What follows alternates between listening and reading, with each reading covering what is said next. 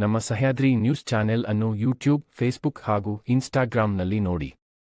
Subscribe, like ಮತ್ತು share ಮಾಡಿ ಪ್ರೋತ್ಸಾಹಿಸಿ. ಔತಣಕೂಟ ಸನ್ಮಾನ್ಯ ಸಿದ್ದರಾಮಯ್ಯನವರು, ಮುಖ್ಯಮಂತ್ರಿಗಳು ಸಿದ್ದರಾಮಯ್ಯನವರ ನೇತೃತ್ವದ ಪ್ರಾಯೋಜಿತ ಔತಣಕೂಟ ಸತೀಶ್ ಜಾರಕಿಹೊಳಿ ಅವರ ಮನೆಯಲ್ಲಿ ಏರ್ಪಾಡಾಗಿತ್ತು. ಅಲ್ಲಿ ಬಿರಿಯಾನಿ ತಿಂದ್ರು, ಮತ್ತೊಂದು ತಿಂದ್ರು, ಅದ್ರ ಬಗ್ಗೆ ನಾವು ಚರ್ಚೆ ಮಾಡೋದಕ್ಕೆ ಹೋಗೋದಿಲ್ಲ. ಆದರೆ ಈ ಔತಣಕೂಟ ಏನೋ ಬಹಳ ಸಾಮಾನ್ಯ ನಡೀತಾ ಇರ್ತದೆ ಅಂತೇಳಿ ನೀವು ಭಾವಿಸಿದ್ರೆ ತಪ್ಪಾಗ್ತದೆ. ಮುಖ್ಯಮಂತ್ರಿಗಳು ಪ್ರಾಯೋಜಿತ ಔತಣಕೂಟ ನಿನ್ನೇನು ನಡೆದಿದೆ.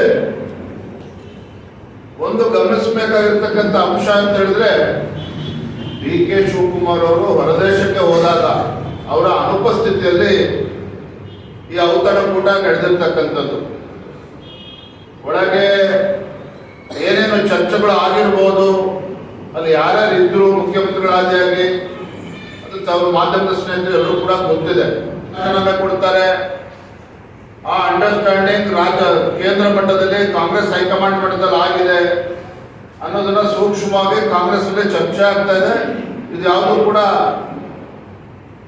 ಬಹಿರಂಗ ಸತ್ಯ, ಎಲ್ಲೂ ಕೂಡ ಬಚ್ಚಿಟ್ಟಿಲ್ಲ ಈ ವಿಚಾರವನ್ನ. ಹಾಗಾಗಿ ಎಲ್ಲೋ ಒಂದ್ ಕಡೆ ಸಿದ್ದರಾಮಯ್ಯನವರು ಬಜೆಟ್ ನಂತರದಲ್ಲಿ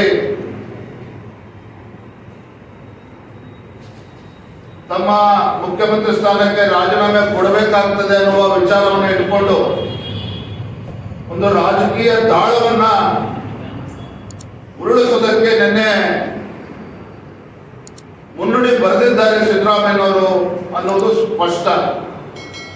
ಹಾಗಾಗಿ ಸಿದ್ದರಾಮಯ್ಯನವರು ಮುಖ್ಯಮಂತ್ರಿ ಸ್ಥಾನವನ್ನ ಬಿಟ್ಕೊಡೋದಕ್ಕೆ ಸಿದ್ಧರಿಲ್ಲ. ಸಿದ್ದರಾಮಯ್ಯನವರು ತಮ್ಮ ಮುಖ್ಯಮಂತ್ರಿ ಸ್ಥಾನವನ್ನ ಬಿಟ್ಕೊಡೋದಕ್ಕೆ ಅವರು ಸಿದ್ಧರಿಲ್ಲ.